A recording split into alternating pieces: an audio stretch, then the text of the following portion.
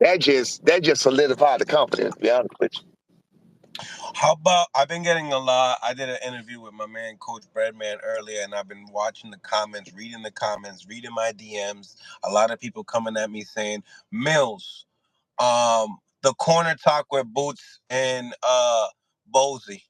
Can you talk a little bit about it? Because, a lot of people were saying that there was some misdirection, but then also when you hear in the press conference, you hear that Boots was saying he wasn't listening to his pops in the same time.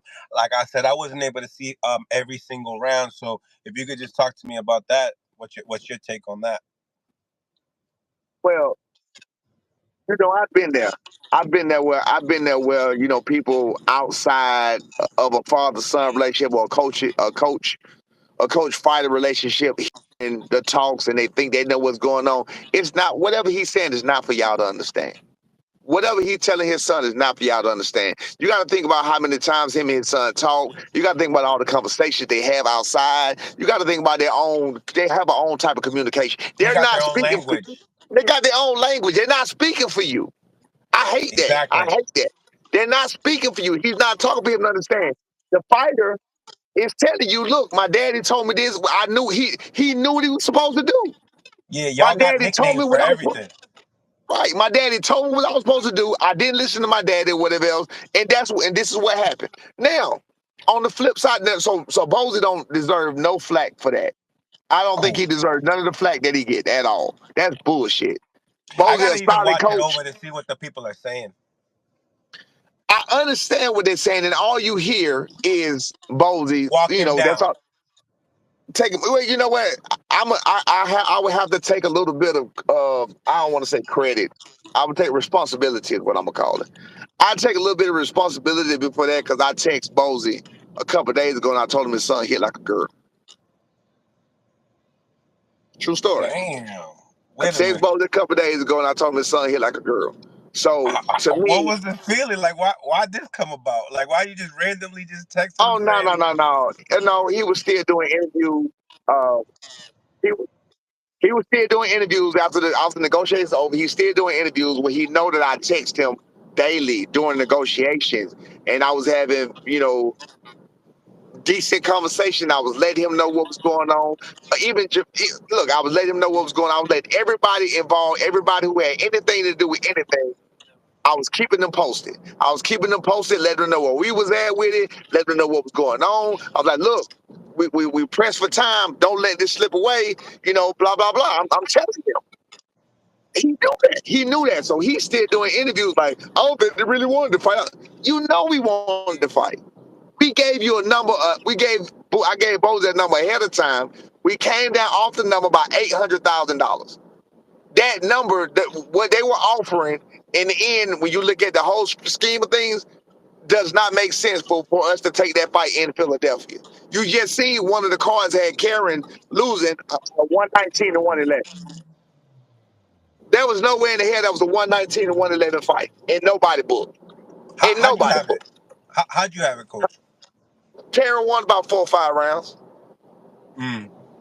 You can argue for he definitely did. He definitely won more than 2 3 rounds. Yeah, he definitely won at least four. At least four. Couple of them might have been. I mean, he was man. You got to get show Karen some respect.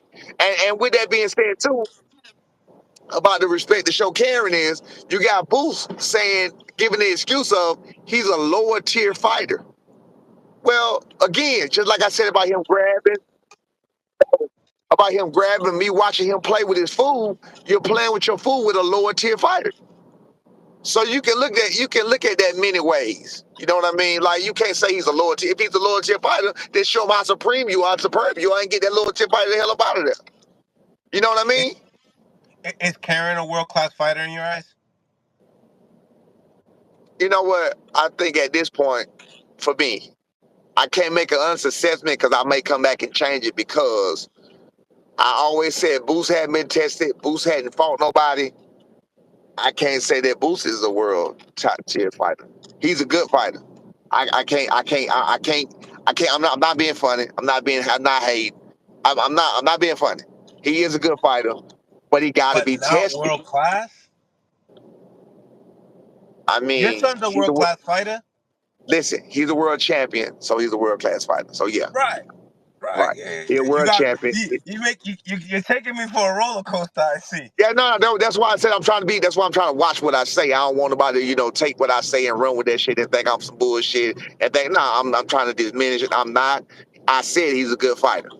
Um, it's just to me his competition, and now this new competition that we don't know, never heard of until he fought Boost the first time, arises in Karen, and now all of a sudden Karen is a world class fighter, just like with David Avenesian, when we didn't know who the hell David Avenesian was until Terrence Crawford knocked his ass out, and he came in as a 1 month out replacement to David Crowley, and now all of a sudden he's a world class fighter. Like we just giving all these people world class whatever. Now with Boots, I'm gonna go on and submit back with that. You know, he's a world class fighter because he is a world champion.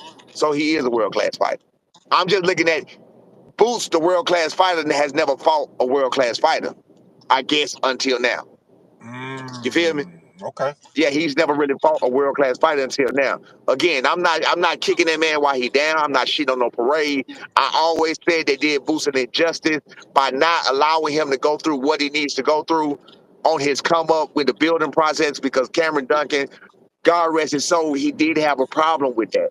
Cameron Duncan was overcautious about his fighters, about protecting his fighters. Trust me, we were one of his fighters. You look at some of our first couple records, I'm telling Cameron, I'm like, Cameron, we in Mexico fight motherfuckers 2-39, and I'm sitting, and the main event might be a 10-2 guy, and my son gonna knock his ass out just like he did the 2-29 guy. Why can't we partner? You know what I mean? I'm telling Cameron this. He was worried about it. Oh, no, no, no. And I understood it, because one guy, my son fought, that was 5-1 down there. My son knocked him out in the first round. They called it no contest. So I do understand where he was coming from. He knew more than what we knew. He knew that Mexico wasn't going to give us a fair shake. You know what I'm Mm. saying? And I guess he didn't want us to get robbed against one of their guys, and you know what I mean, something not go their way, or create no bad blood and beat one of their main guys or whatever. You know what I mean? But bottom line is, Cameron Duncan is known for protecting his fighters. That's what he did. He was a good manager, and he was great at that. Cameron Duncan had Tim Bradley. He had Brandon Rios. He had man, he had